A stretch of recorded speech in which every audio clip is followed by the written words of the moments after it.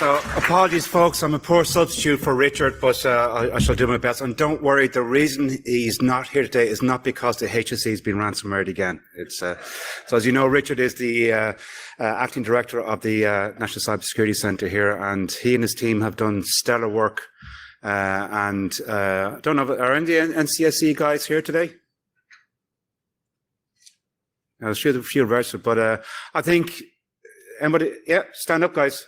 Please stand up. You won't get any beer if you don't stand up. So I think this is a round of applause for the team. Because I know from talking to the team that the stress and the hard work that they've put in, not just before the HSE ransomware attack, but other issues during, and they're doing a stellar job. And thank you very much for everything you do. So, pardon the slide. The slides. I actually put this together on my iPhone, so it shows you the technology has moved on. So I just thought today, because trust me, one of the most stressful things you can do is try and organise an in-person conference during COVID when the numbers are rising and the government keeps changing the guidelines, and you're trying to organise people from many different areas to come. So I just thought maybe using the theme of COVID and tying it in might be of interest. So we've all heard about ransomware, and I'm not going to go on about it too much. It's there before, and we've seen the different ransomware attacks that have happened. At our research, we're seeing victims happening with it, and our own company, BH Consulting, we've helped several companies recover. But I think the major attacks that we've talked about and we've heard, like the HSE attack, the Colonial Pipeline attack, they are happening, they're becoming more regular, but they are still relatively rare events. And it's kind of to reinforce what Victoria was saying earlier on, and Kieran, we do have to change this language. I think the language we use in cybersecurity is too militaristic, it's too macho, it's too much bullshit. We're using phrases like the DMZ and red teaming and stuff like that. Like we're QAing a system that hasn't been developed properly. That's what we're doing. I know it doesn't sound exciting, but that's what it is. And if you take a parallel of cybersecurity into physical security, you don't hear people in the physical security trade talking about military phrases and a lot of stuff. They talk about shoplifters and they talk about, break-ins. They don't talk about it was a sophisticated cyber attack. Hands up here who has experienced a sophisticated cyber attack. A real sophisticated cyber attack. So, yeah. Now, I know the two people have put their hands up, and I know they have because of the areas they work in. But if there's a breach tomorrow, what's the press release going to say? It was a sophisticated cybersecurity attack. So we do need to change the language, and we do have to remember, we do need to stop scaring people. We need to assure people, we need to build resilience in. So look, some of the lessons we can learn from COVID and how we can defend and respond. So this is very much tongue-in-cheek, folks. It's just to stand in for Richard not being able to speak. But we need to look at how we defend our systems, but more importantly, how we respond. And I often say to people, what you put in place to defend or secure your network won't stop the attackers. It will delay the attackers. A sophisticated attacker will get by your systems eventually. So what you need to do is design your security that you delay them long enough that you detect them so that you can respond and kick them back out again. And that's what we need to be looking at. So first thing you do, if you all remember at the start of COVID, we were looking for toilet rolls, we were looking for hand sanitizers, and you couldn't get them. So identify what are your key assets. What is it that you want to protect, what that you need best, okay? So what's your precious? What is it that you need to keep safe? Make sure you've got a good, effective patch management in place, that you've got good cybersecurity hygiene in place, that you're keeping everything nice and secure as can be. Have good, effective antivirus in place. So I'm sure Eugene will be quite happy to talk to anybody who wants to talk to Kaspersky about any of their products, and Bob from Trend will likewise chat with any of you as well. But have good, effective antivirus products in place. There are several issues that we've responded to and helped clients react to, and they haven't had effective antivirus solutions in place, and if they had, they wouldn't have had the issue in the first place. Keep good user engagement. If you look, I know we criticize the government because it's the easy thing to do, but in fairness, if you do look at the government and the messages they've been given out about COVID-19, about what we should be doing, social distancing, washing hands, wear masks, get vaccinated, there are messages that are being repeated over and over again. There's very few people in this country that at this stage don't know what they should be doing with regards to COVID-19. Can you say the same about your user base and your organization when it comes to cybersecurity?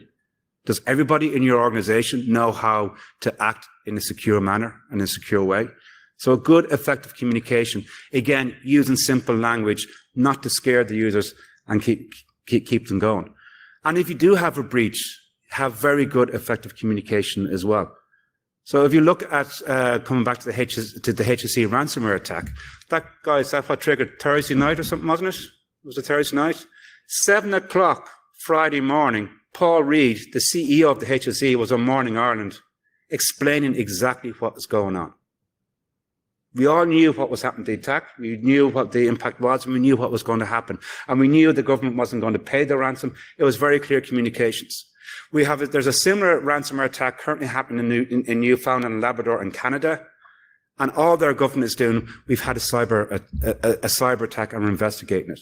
Now, if it looks like a dog, it walks like a dog, and it barks like a dog, it's a dog. Name it as such, but they're refusing to do it. And you can see the confusion in the media about what's going on and unclear. So make sure you've got good, clear communications at all stages, not just at user engagement, but if you're managing a breach as well. Have good filtering in place. So, your mask filters out the bad stuff coming out of your mouth and bad stuff that could be coming into your airways from other people. Have good, effective filtering at your endpoints, at your perimeter, be that email filtering, be that web filtering, endpoint filtering. And there are some very good sponsors out there who will be very happy to talk to you, I'm sure, about some of the solutions that they have in place. Harden your systems. Lock them down. People should not have local admin access on their computers. I don't care what operating system you're running. If the person has local admin access on their system and they click on a link or an attachment, that machine is going to be compromised. It doesn't matter what it is. Windows 7, I don't care. Windows 10, it's going to happen with that as well. So lock down your systems, restrict access, and keep them secure. Have good segmentation in your networks. I know that's easy to say, but it's very hard to implement, particularly as many organizations' environments have evolved over time. We have a client now with BH Consulting that I used to work with way back in my formative days, and they're still using the same server naming structure I put in place. It was really weird walking in. Oh wow, I remember that server. Now it's not the same machine, thankfully, but it's the same naming convention. But I think any organization here won't be able to put their hand on the heart and say they've got good segmentation in place, because it just has evolved over time. Networks have been thrown in, but it's time to look at that. We need to go back to segmentation, look at how we can isolate systems so that, as Eugene in his presentation did with the prison cells, if you keep the bad things in place, you can lock it down. If one part of your environment gets compromised, you can lock it down and the whole environment doesn't get compromised. So have good, effective segmentation in place. Have your appropriate instant response. The best time to do your instant response planning is now. Well, it's after, maybe tomorrow, okay? But it's not during an instant. It's not. Let's ring a cybersecurity company, or let's ring the cyber insurance company. What do we do? Do your planning now. And coming back to the example of Paul Reid, the HSE, have good, effective communications. Have your crisis plan ready, your crisis messages ready. So go through the different scenarios you may be a victim of. Have you got a press statement ready right now if you get hit by ransomware? Have you got one if you get hit by a DDoS or a defacement?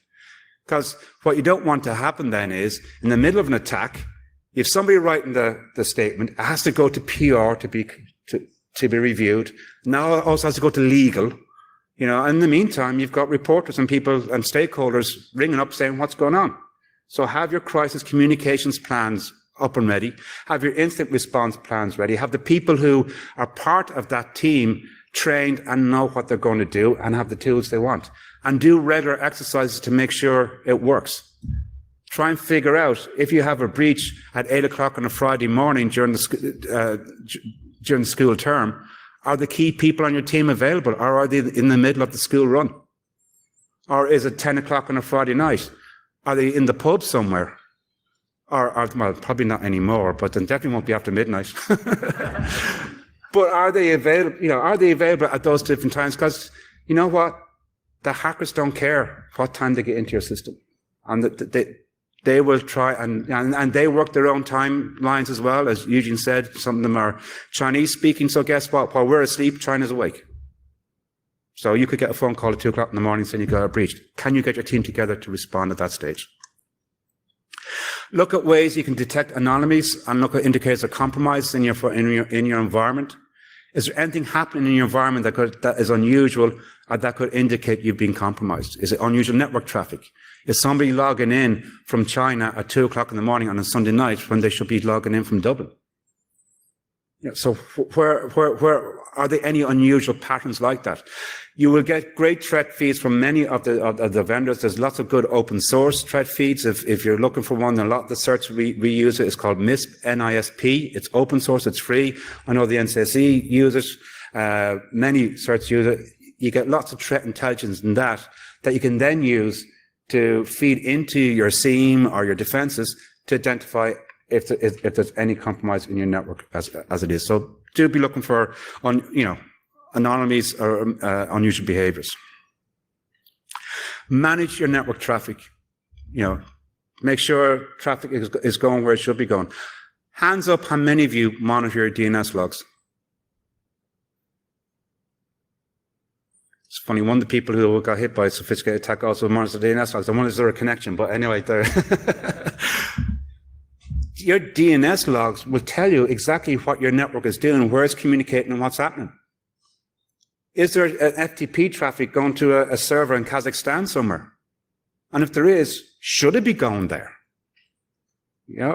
Have you got DNS calls going to IP addresses on the internet, coming back to your threat intel?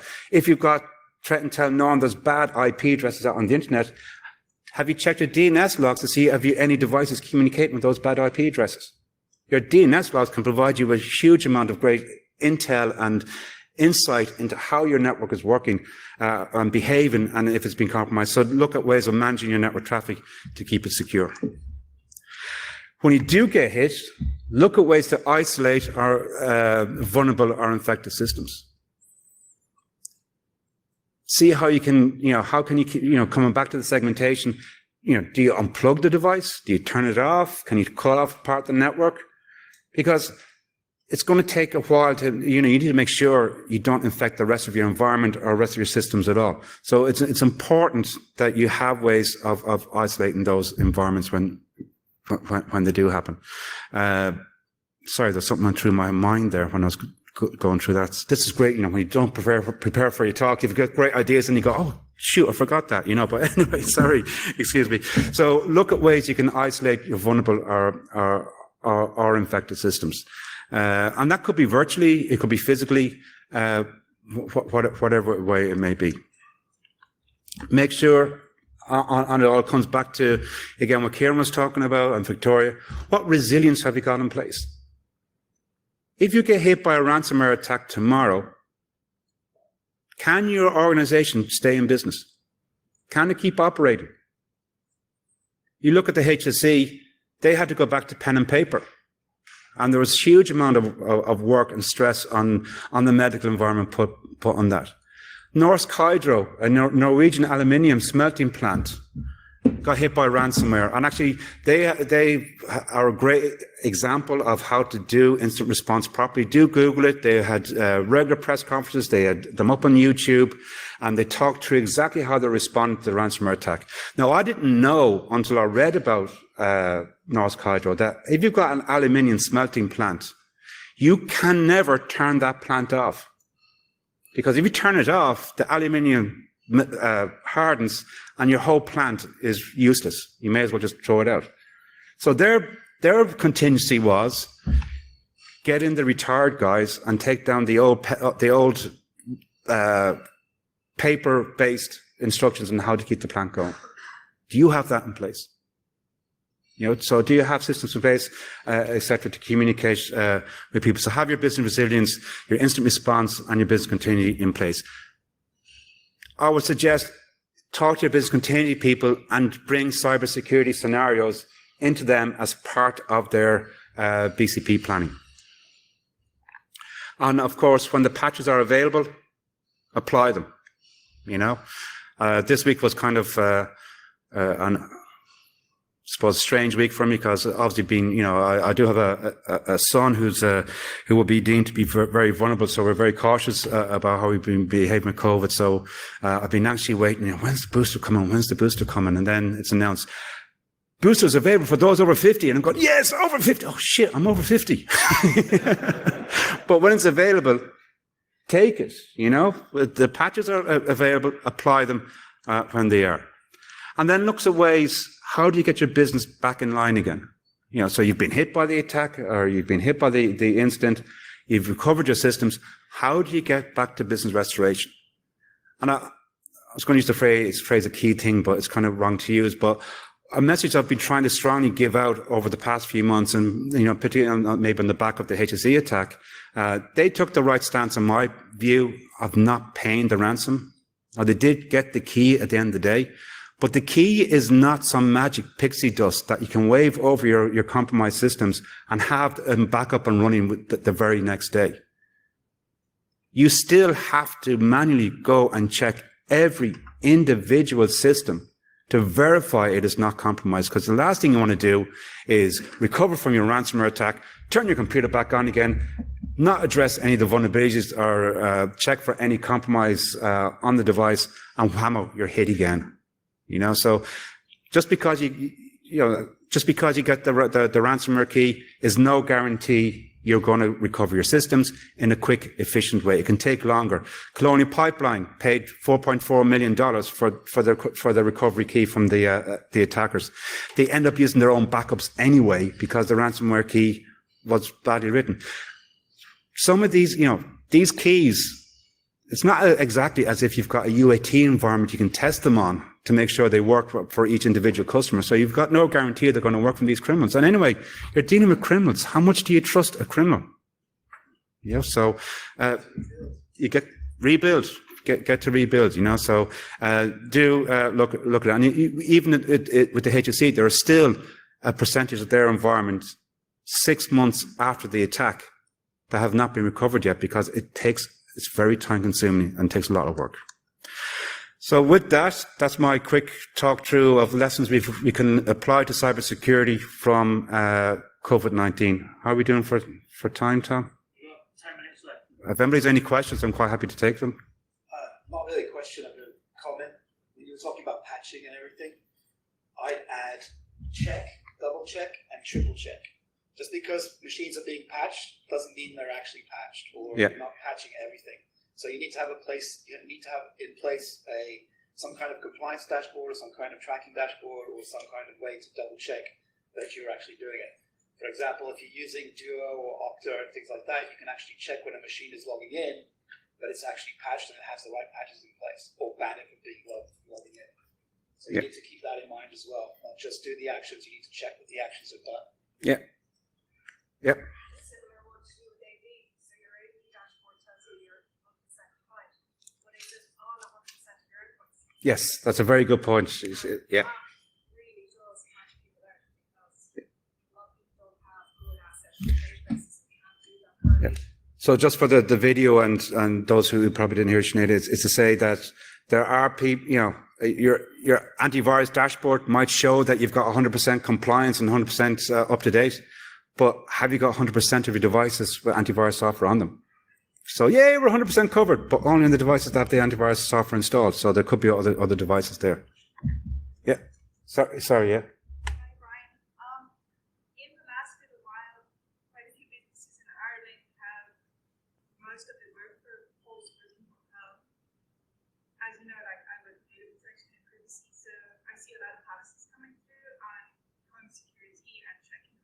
Yeah.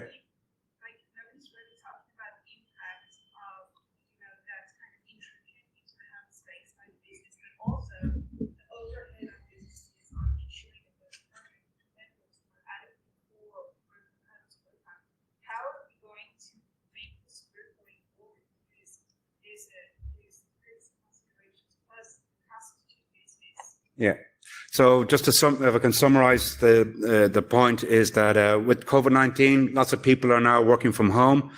How can we as organizations ensure that the privacy of the remote workers, that any of the security systems we put in place don't be intrude on their privacy or others in the home, but also how can we manage cybersecurity in a way? And I think that's a very good point. I think we're seeing lots of our clients having to maybe look at mobile device management solutions because there are many companies who had staff working remotely, but not every company had a laptop for every member of staff. So you've got people working from their own personal devices, potentially. So having a mobile device management platform, or maybe you can have virtual machines or isolated environments on those devices where you can have the corporate stuff running and they can keep the person separate. That would be something that I'd be looking at. But there is going to be a cost. But, at the end of the day, we as organizations, we as a country have underinvested and under-resourced cybersecurity. So we are reaping the seeds of what there hasn't been that many seeds sown. So, we are paying the price for not investing properly in cybersecurity. If companies now want to operate in this model, because, if you support remote working, you may be saving costs elsewhere. So that's a potential way to work it. Yeah. So Brian, you can understand maybe why some companies use a sophisticated cyber attack, because saying, our idiot boss clicked enable content. Yeah. So the question is, you can understand why some companies use a sophisticated attack because it doesn't make them sound bad. Maybe the boss clicked on an enable contact or a link. I think the big problem we have in cybersecurity, it comes back to the language we use and it comes back to the culture we've had in the industry, is that we're very full of bravado and macho and machismo and all that rubbish. And we have been too quick to victim blame. Right? If I walk out of the stadium tonight, walking back to my hotel, and I get mugged, who's to blame for me getting mugged? Am I to blame? HSE got hacked. Now, we do not know yet how the HSE got hacked or what caused the ransomware attack. I've seen lots of commentary, it's because it run as Windows 7, no wonder they got breached, or it was an email, or it was through remote gateways. We don't know yet. But really, does it really matter? They were victims of an attack. The criminals are the ones responsible.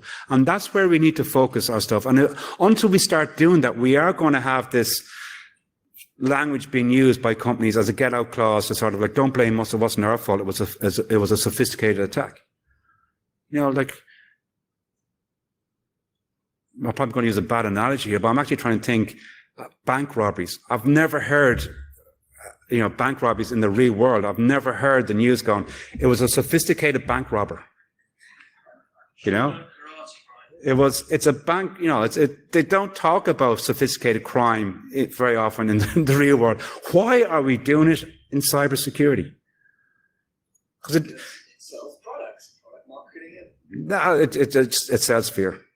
That's my concern. So, unless there's one last question, because it's two last questions. Okay, sorry, we'll take this gentleman here and then that gentleman, and then I have to finish up because if you want to have lunch, we have to finish up at some stage, folks. Sorry. And I'm only meant to fill in. Sorry, go ahead.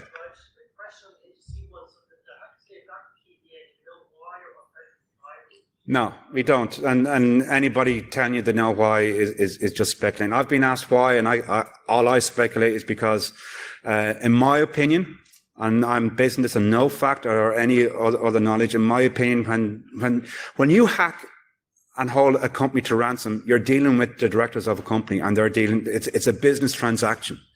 You hack a government, it's a whole different world, it's a different ballgame, right? So when the government turns around and say, we are not negotiating with you to get the key back, you know that game has been lost. So in my opinion, they made the key available to push the pressure on the government to stop the data being released. So, we're not that bad criminals. Look, we gave you the ransom, the key to get your information back. We're not all bad. And if you pay us the money, we won't release the data onto the internet. Now, they didn't do that in the end either that we know of, but that's the only reason. That's one, and I could be absolutely wrong. It won't be the first time, and it won't be the last time. Sorry, last question then.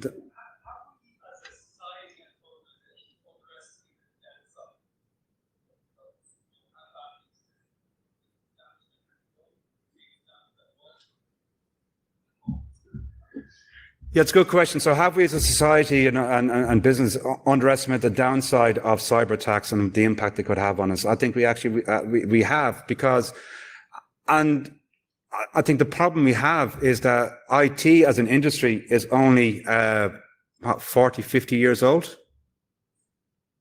Cybersecurity is only 10, 15, 20 years old. So we haven't got the disciplines in place. Like, the savior to risk management and cybersecurity was meant to be the insurance companies. Yay, insurance companies! They know all about risk. They can teach us how to do risk. Insurance companies went, how much is the ransom and how much is to recover? Ransom is cheaper, pay the ransom. And what behavior has that generated? So with all due respect to anybody from insurance companies in the audience, sorry, but I would argue that behavior has encouraged the criminals to behave that way. There is an interview of, I can't remember the ransomware gang, where they were interviewed by one of the security magazines, and they're asked, how do you pick companies to target? And they said, we target companies that have cyber insurance because we know these cyber insurance companies will pay up. And so the next question was, well, how do you know which companies are cyber insurance? And the answer was, because we've hacked the cyber insurance companies, we have their customer list. So look, we do need to get better at understanding the risk, understanding the impact of the risk, and managing that risk much better. So look, I'm held you up way too long now, but thank you very much.